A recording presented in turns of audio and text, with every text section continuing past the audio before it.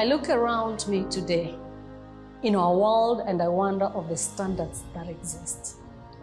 Is it the slimmer, petite, or the fuller that counts? Is it the taller or shorter? The expressive or the quiet? The all dressed up or more revealing? Is it the fair and lovely or the black and beautiful? The financially stable or the financially dependent? With these questions, each one of us can identify with a feeling of an identity crisis as we figure out which is which. Jim Collins rightly puts it, good is the enemy of great. I was brought up by a father who was proud of having me as a daughter. To him, I was the best and the standard for everyone in many things. I grew up hearing this comparison from his office staff that he used to tell them, even my daughter Betty would have done it better than you.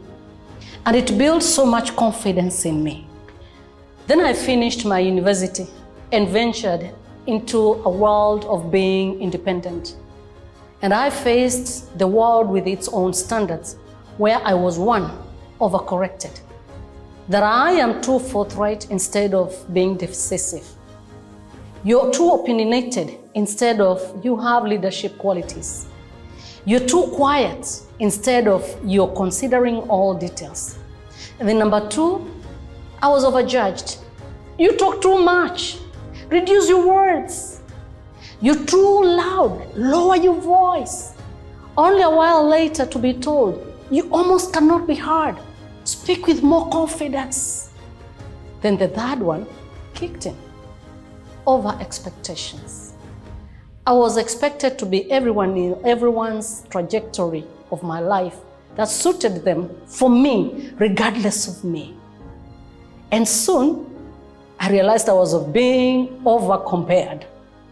It was me not being like so-and-so, and so-and-so, and so-and-so. Sometimes without caring that you're comparing a fish's ability to run on land without knowing that it was meant to swim in water. And in the many of over this and over that, I realized that there was this version of me that was expected by the world, yet I only learned to be me all my life.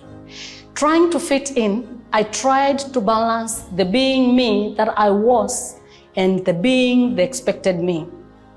And for 2 years, I tried.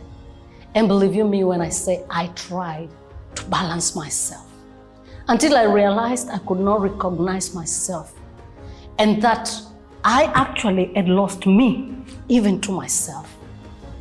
At that moment, I was faced with the first of the 3 major causes of an identity crisis, according to a study channel called The Stories of Old. First one is displacement, which is a feeling of being disconnected from a path where everything was supposed to be as should be, and the feeling of not being able to fit in to the present harmony. This disconnects us as we've tried to fit in until we are beyond repair and lose ourselves. Then one day, my best friend said the most sobering words to me. She looked at me as we had hot chocolate and asked, though with a gentle smile, but an unmistakable seriousness in her voice, "Who are you? Why do I feel like you're trying too hard to please everyone and not be yourself? I miss the Betty I've always known." That day, I went to bed, and as I took stock of my day, as I always do, I was now uncomfortable with the current Betty. I did not feel okay with this Dr. Betty that was demanded by the corporate world and social media, or the Miss Fixer demanded by the customers. Not the just let it be and be on the safe side demanded by the world standards. Not the yes sir girl demanded by my employer, among others. I had graduated from the second of the 3 major causes of an identity crisis, constrictment, While displacement is based on the past patterns, constrictment is about the future. It is the feeling of being trapped in a certain environment, being confined in a conflicting space, a feeling of, I do not belong here.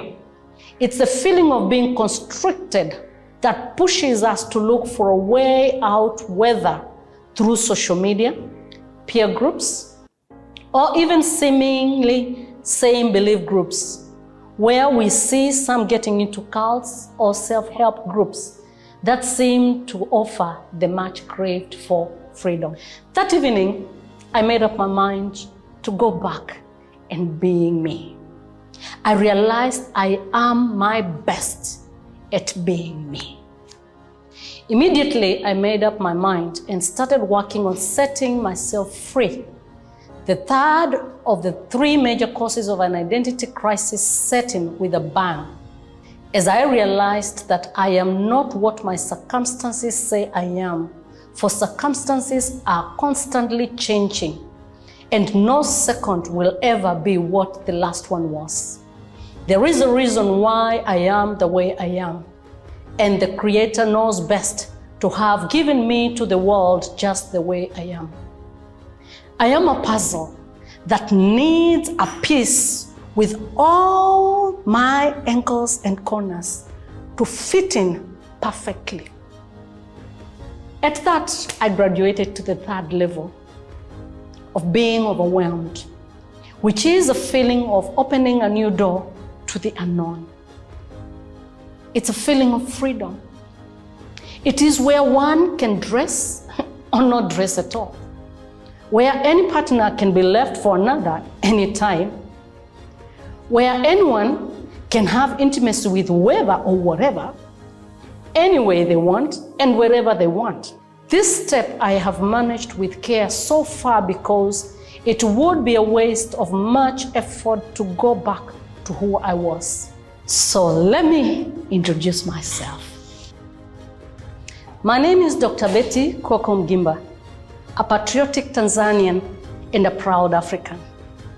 I am a recovering identity crisis victim, still working at becoming a more confident speaker, a humble wife by choice, a role model to my children as they put it, a dedicated sister to my siblings, a respectful and caring daughter to my parents, a true friend to my friends.